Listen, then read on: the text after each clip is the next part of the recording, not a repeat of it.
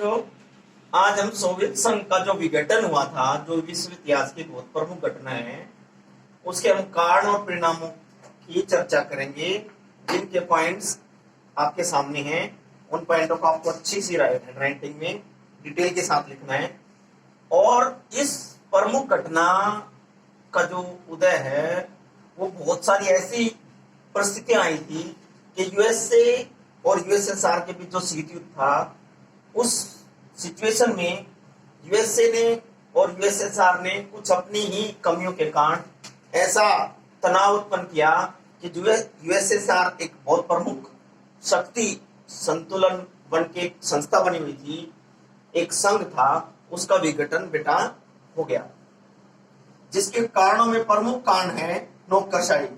It mean जो Soviet प्रणाली थी, उस पर नौकरशाही, जो ब्यूरोक्रेसी है, जो अफसर हैं, अफसरशाही, अफसरों का दबदबा। इसका मतलब ये होता है, नौकरशाही सोवियत प्रणाली के अंदर अफसरों का बहुत बड़ा दबदबा था, जिसके कारण सोवियत संघ जो था बिखर गया, जिसके कारण लोगों की जो आकांक्षाएं वो पूरी नहीं हुई। जैसे कि हम नेक्स्ट टॉपिक इसमें पढ़ेंगे पॉइंट। तो नौकरशाही का जो दबदबा था, उसके बाद राजनीतिक आर्थिक आकांक्षाओं का पूरा ना होना। ये किसकी? जनता की, आम जनता की। ना तो राजनीतिक जरूरतें पूरी हुई, ना आर्थिक आकांक्षाएं, जो चाहते थे काम धंधा रोजगार मिलना, इस तरह से वहां पर कोई ऐसा सिस्टम तैयार नहीं था, जिसके कारण लोगों ने विरोध करना शुरू किया और सोवियत संघ का विघटन हो गया। यानी राजनीतिक और आर्थिक आकांक्षाएं पूरा ना होना। थर्ड है संसाधन। किसी भी देश के जो प्रमुख तत्व होता है, संसाधन होता है, जिसके कारण उसकी अर्थव्यवस्था चलती है।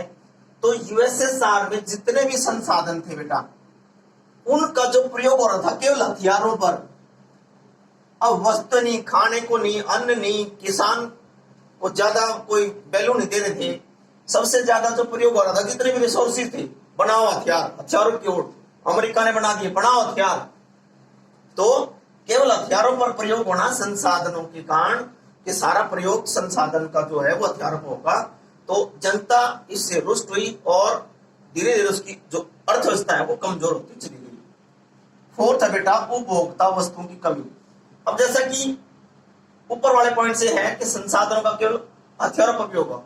अब बम तो हम खा नहीं सकते, भूख लगेगी तो रोटी खानी पड़ेगी, या अन्य कुछ ऐसा जो इससे पेट भरे या जो रोजगार मिले। ठीक, ये नहीं ले बेटा एक बम खा ले, ऐसा तो कोई है ही नहीं। तो उपभोक्ता जो हम उपभोग करते हैं, नॉर्मल वस्तु, वो मिल ही नहीं रही। मार्केट में जाओ, बम बंदूक सारी चीजें यही मिल रही बस, क्योंकि बनी ये चीजें रही थी। तो उपभोक्ता वस्तुओं की कमी होगी, जिसके कारण जनता ने विरोध किया और वहां पर जो विघटन की परिस्थिति बनी। उसके बाद है राष्ट्रवादी, जो नेशनलिज्म, क्योंकि ऊपर सारा सिस्टम ऐसा तैयार हो रहा था कि राष्ट्रवादी भावनाएं उदय हुई, जैसे भारत में हुई थी। भारत का जो स्वतंत्रता संग्राम आपने पढ़ा 10th क्लास में भी, ठीक है। जहां भी स्वतंत्रताएं आरंभ होती तो राष्ट्रवादी भावनाएं पनपती हैं, जिसके कारण एक विस्फोट सा होता है वहां की सिस्टम प्रणाली में और एक नया सिस्टम तैयार हो जाता है। तो राष्ट्रवादी भावनाओं ने सोवियत संघ के विघटन में बहुत बड़ी भूमिका अदा की। नेक्स्ट है बेटा इसका परिणाम, रिजल्ट क्या हुआ इस सब का। सबसे प्रमुख रिजल्ट जो आपके सामने है वो ये 5 हैं, और भी बहुत सारे हैं। जो आप बुक पढ़ोगे तो आप 2-4 पॉइंट या जो भी कुछ है वो आप लिख सकते हो, कोई दिक्कत नहीं है। सबसे बड़ा परिणाम हुआ शीत युद्ध का अंत। कोल्ड वॉर खत्म, यूएसए और यूएसएसआर के बीच था, यूएसएसआर रहा ही नहीं, तो शीत युद्ध का ऑटोमेटिकली अंत हो गया। जब शीत युद्ध का अंत हो गया, यूएसएसआर खत्म हो गया बेटा। दो चीज थी, यूएसए और यूएसएसआर, ये रहा ही नहीं, तो क्या बच गया वर्ल्ड में? Number 1 power. लेकिन वर्तमान स्थिति में हम किसी को नंबर 1 की संज्ञा नहीं देते, वो हम आने वाले चैप्टर में पढ़ेंगे। तो यूएसए का वर्चस्व स्थापित हुआ, सेकंड जो परिणाम हुआ। थर्ड है हथियार के ऑर्डर की समाप्ति। अब हथियार किसके लिए बनाए? यूएसएसआर का विघटन हो गया, तो जो हथियारों की ओर बढ़ी हुई थी यूएसए यूएसएसआर में, वो बहुत धीरे नीचे लेवल पर क्या समाप्ति होगी तकरीबन। उसके बाद है रूस का उदय। यूएसएसआर का जो नेतृत्व करने वाला या जो उत्तराधिकारी, एक मेन वर्ड है बेटा उत्तराधिकारी, वो रूस को माना गया। जो रूस है वो रूस का उदय हुआ, ठीक है, जो वर्तमान समय में रशिया जी समझते हैं। तो ये एक बहुत बड़ा परिणाम था कि रूस का उदय हुआ और जितने भी वहां पर प्रमुख क्षेत्र थे उन पर रूस का आधिपत्य हुआ और वो एक प्रमुख देश के रूप में उभरा। उसके बाद फिफ्थ पॉइंट है शक्ति संबंधों में बदलाव। शक्ति संबंधों में बदलाव। अब पहले शक्ति संबंध यूएसएसआर के बीच थे, नाटो था और पूंजीवादी साम्यवादी विचारधारा के शक्ति संबंध थे। अब यूएसएसआर का विघटन हुआ तो जो संबंध थे, रिलेशन थे, वो बदल गए। जैसे भारत का संबंध यूएसएसआर से बहुत कम था उस समय पर, लेकिन जब रूस बना तो रूस के साथ अटैचमेंट भारत का अच्छा हुआ।